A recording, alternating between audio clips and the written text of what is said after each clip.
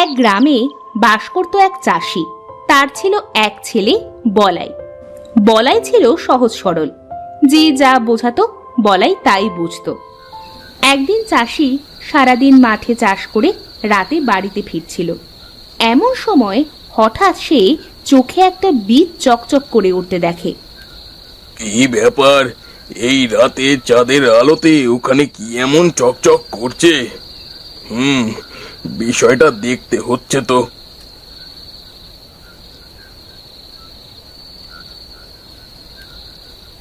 এত ছোট একটা জিনিস কিন্তু সোনার মতো চকচক করছে।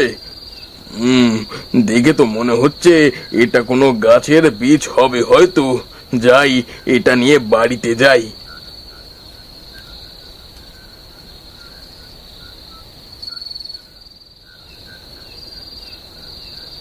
আমি এই বীজটা লাগিয়ে রাখি, দেখি এই বীজ থেকে কেমন গাছ হয়।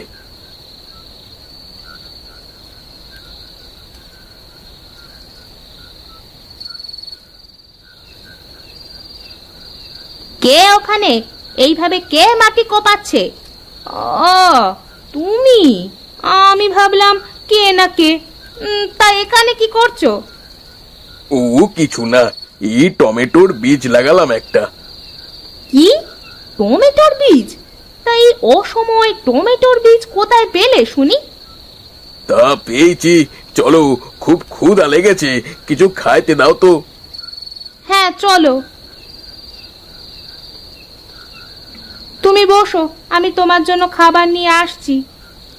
বলাই খেয়েছে? হ্যাঁ, ও খেয়ে ঘুমিয়ে পড়েছে।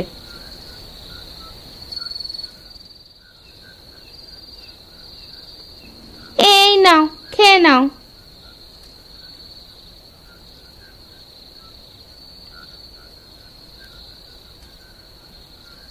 বাবা, তুমি এসেছো? হ্যাঁ রে বাবা, কিছু বলবি? মা তখন বলছিল তুমি আসার সময় নাকি আমার জন্য মিষ্টি নিয়ে আসবে। আমি তো বাজারে যাইনি বাবা, কাল নিয়ে আসবো। এখন তুমি ঘুমাও, যাও। ঠিক আছে বাবা। পরের দিন সকালে গোপাল ঘর থেকে বের হয়ে এসে দেখে বীজ লাগানোর জায়গায় একটা ছোট গাছ বের হয়েছে। যা ভেবেছিলাম তাই, এটা কোনো ফলের বীজ। এখন দেখার বিষয়। যাই, আমি মাঠে যাই। বউ, বউ, আমার কোদালটা একটু নিয়ে আসো তো। তিশা ঘর থেকে কোদালটা নিয়ে বাইরে বেরিয়ে আসে। এই নাও তোমার কোদাল। শোনো বউ, এই গাছটার দিকে খেয়াল রেখো, যেন এই গাছটা কেউ তুলে না ফেলে। আচ্ছা, তুমি চিন্তা করো না, যাও। গোপাল মাঠে চলে যায়।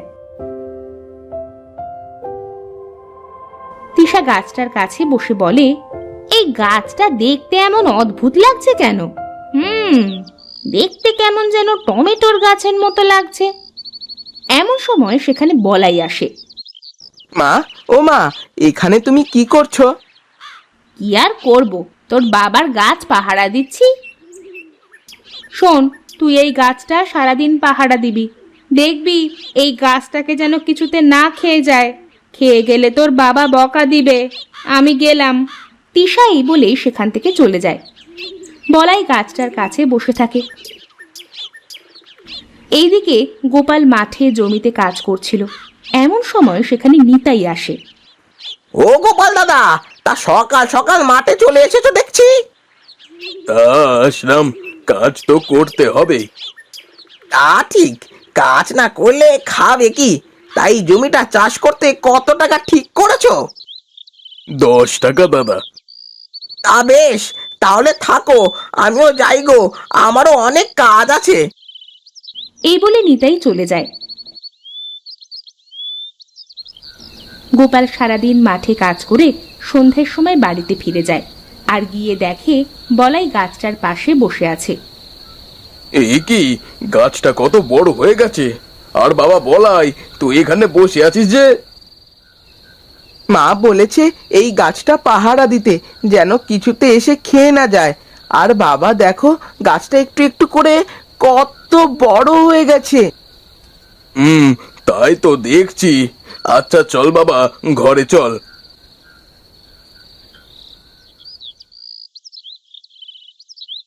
পরের দিন সকালে গোপাল ঘুম থেকে উঠে এসে দেখে একটা সোনালী টমেটো ধরেছে। এ কি দেখছি আমি, এ তো সোনালী টমেটো। বউ, বউ দেখে যাও, দেখে যাও। ও মা গো, এ কি দেখছি আমি, এ তো সোনার টমেটো ধরেছে। হ্যাঁ গো হ্যাঁ। যাক, এবার আর তোমার অন্যের বাড়িতে কাজ করে সংসার চালাতে হবে না।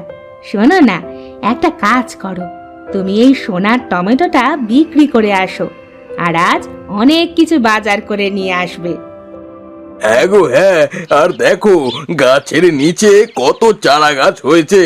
বাজার থেকে এসে আমি আমার উঠানে সোনালী টমেটো চাষ করব। তা করিও, এখন বাজারে যাও। গোপাল সোনার টমেটো নিয়ে বাজারে যায়।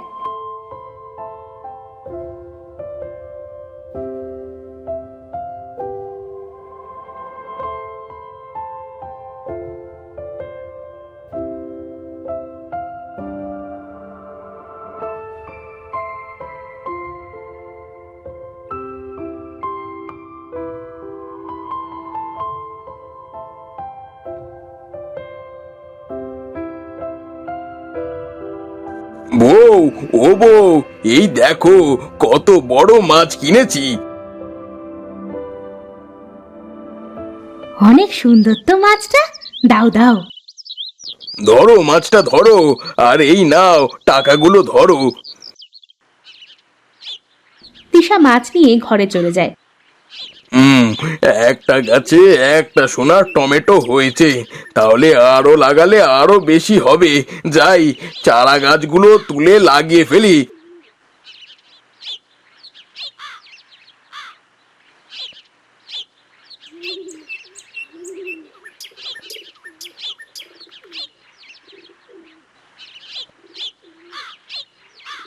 বাবা, ও বাবা, আমিও লাগাবো। তুই লাগাবি বাবা? আচ্ছা ঠিক আছে, লাগা তাহলে।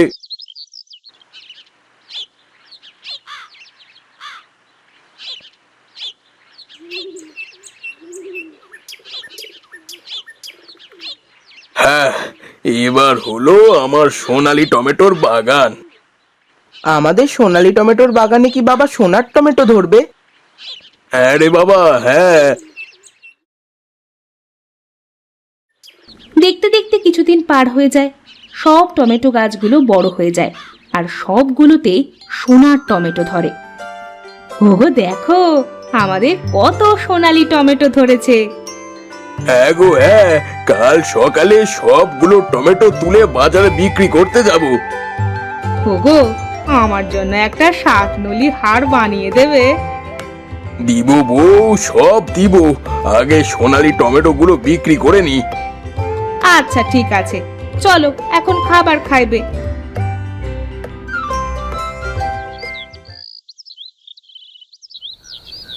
সেদিন রাতে গোপালের সোনালী টমেটো বাগান চাঁদের আলো পড়ায় চকচক করে ওঠে।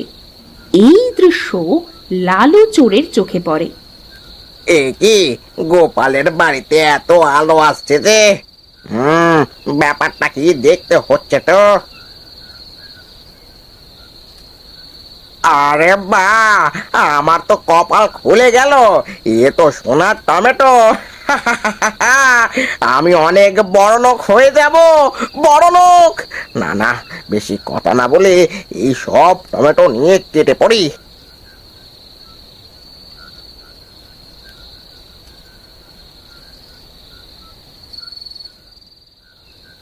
লালু গাছের সব টমেটো একটা বস্তার মধ্যে তুলে নেয়, তারপর সেখান থেকে চলে যায়।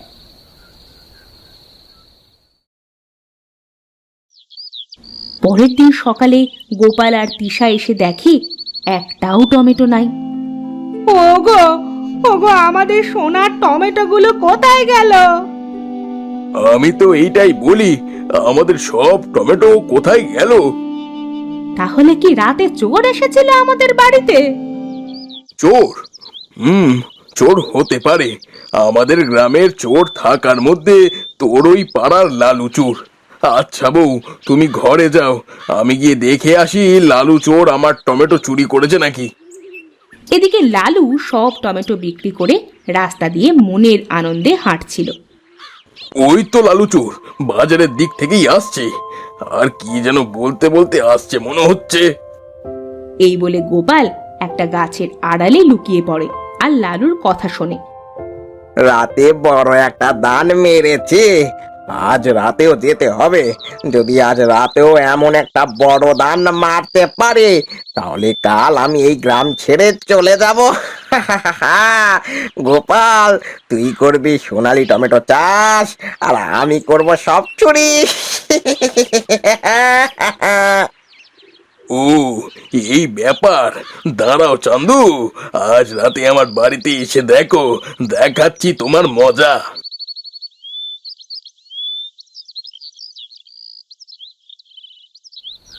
সেদিন রাতে লালু আবার আসে গোপালের বাড়িতে। তারপর যেই টমেটো তুলতে যায়, এমন সময় একটা কণ্ঠস্বর ভেসে আসে। আজ যে তোর রক্ত খাবো আমরা।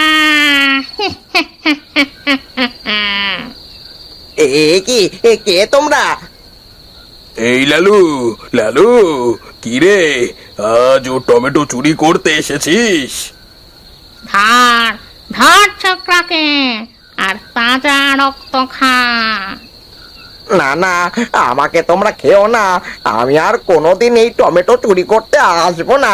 এই টমেটো কেন, আর কোনোদিন চুরি করব না। মাফ করে দাও।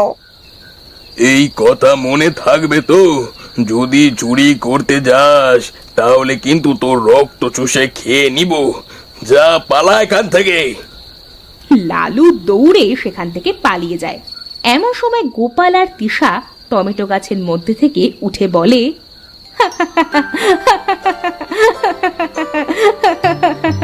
চোরটা মনে হয় ভয় পেয়েছে।